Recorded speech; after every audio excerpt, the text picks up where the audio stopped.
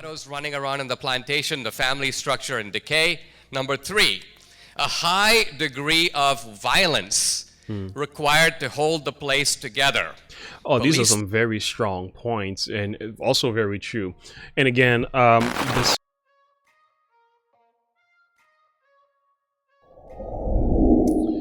Yes, welcome once again to Look and Live. You are here with Pastor James Davalon, and I got my little man here hanging out with me today. Baby James has joined us in this channel. My name is Pastor James. Once again, I just want to welcome you for being here. We got a video to share with you, and we're not going to waste time. Danish, the Souza. Yeah, to prove that the Democrats racist history. Okay, this is going to be something serious, man. This dude is very intelligent, very balanced in his perception. I'm not going to waste time. Let's get right into this video. The question, the deeper part of the question is, so prove to me that the Democratic Party is racist now. Yeah. And as often happens with a tough question, this is kind of when I rise to the occasion. Well,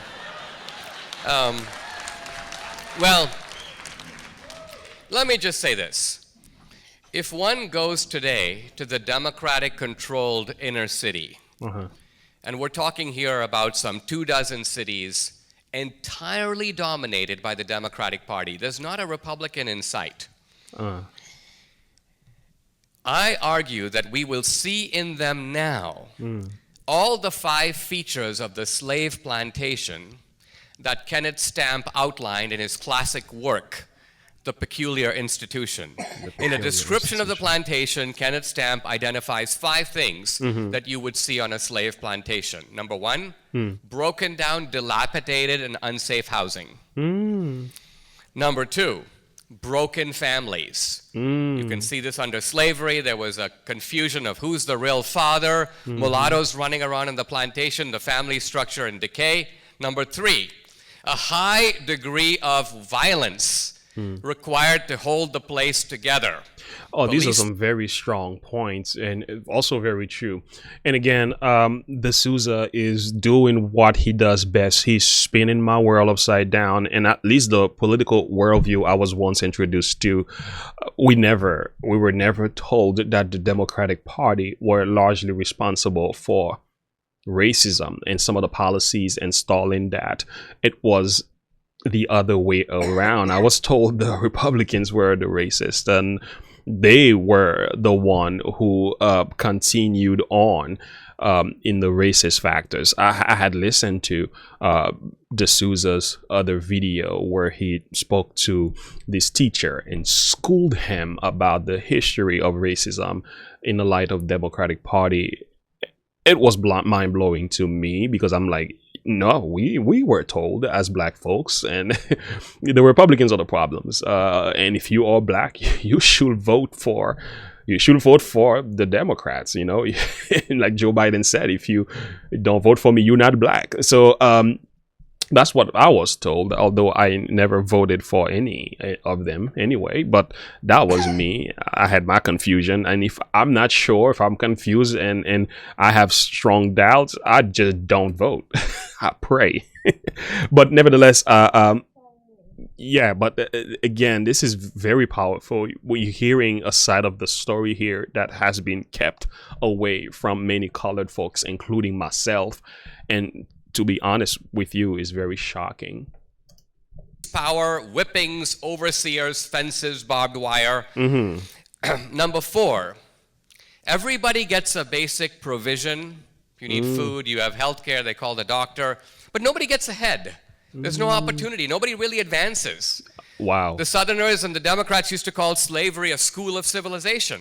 And Stamp goes, that's not a school from which anyone ever seemed to graduate. Oh, that's messed And up. finally, nihilism and despair. The feeling that there's no future. Yeah, that these five factors here that he just named from the book, was it Kenneth the Peculiar, whoever you mentioned. But anyway, it does make a lot of sense. You can see these things played out in many of the lower class community, not just colored folks. It's a bit shocking, although I know this doesn't tell the whole story. And I think if a Democrat can challenge this in many different ways, of course, but I live to see the results of some of these things, so I can certainly affirm this is true. An intergenerational, ongoing, lasting way of life. Now, all those 5 features can be traced directly to inner city Oakland, inner city Baltimore, many places, Chicago. And like I say, this has been going on since the 60s. The United States has spent trillions of dollars to fix these places. The Democrats have been in charge of fixing it. And yet, many of these places are no better off than they were in 1967. That is actually true. We have to be honest. I haven't seen much of a difference made to these poor community, low-income communities. Any difference, any possible good works that I can point to and say these were done by Democrats. I may be ignorant enough. I hope I'm wrong, but I can't pinpoint anything, to speak about. If I can certainly see a lot of bad things. I hate to be the guy who looks for the negativity in everything, but in all actuality, I just can't find much to actually praise. And by the way, if you like what's happening here, don't forget to like and subscribe to this page. Click the bell icon so you can get more of my reaction videos as well. So let's bring this one to a close. Think about that. That is a shame. I want to hear that statement again. In charge of fixing it. And yet, many of these places are no better off than they were in 1967. Think about that.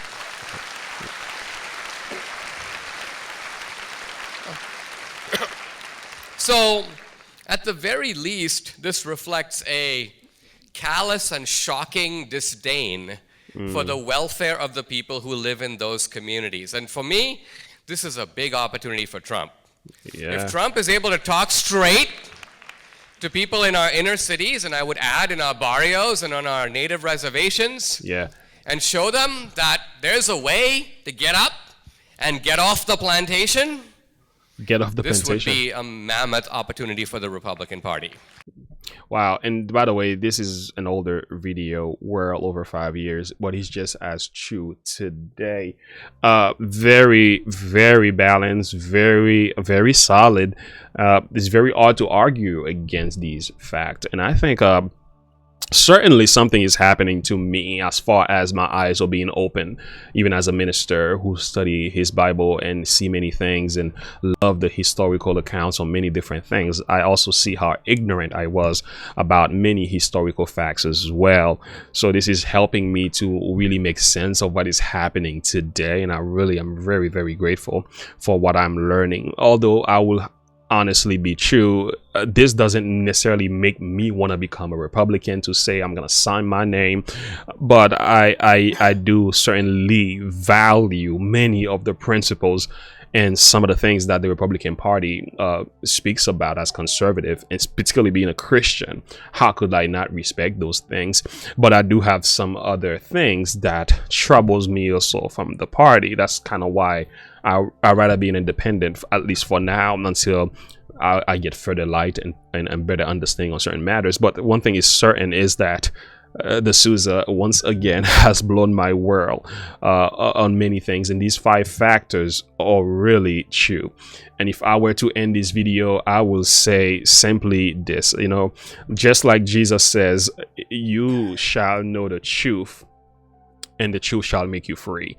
John chapter 8:32. And I think many colored folks, low income families, many who consider the Democratic Party, many immigrants, right? We came from certain places. We look at the Democratic Party as the one who deserves our votes. And I think we have been misinformed to a large degree. And I think there has been an imbalance in the information. There's been a lot of fake news, as Donald Trump will say. So, and I think as a result of that, we've made decision purely on ignorance and misinformation and things. And I think that, what is that group? The DHS, the Misinformation Board, the Disinformation Board, they need to deal with this type of disinformation instead of our speech. But nevertheless, I think think this is kind of where I hand my flag here, and I'm so glad for the truth once again. Despite of how uncomfortable it might be, it certainly is opening my eyes. So thank you so much for checking out this video with me. Like and subscribe below. Let me know what you think about this reaction video here. Love the content. And by the way, if you happen to be spiritually hungry, we have another YouTube page called Look and Live Bible Studies. Make sure you go there and like and subscribe so you can become part of that family. We have a lot going on. We love you. Thank you so much. 10,000 subscribers, big deal. We are moving forward. Thank you so much for all your supports and for all that you do. Till next time, God bless you. And once again, look unto Jesus and live by faith. Have a good one. Bye.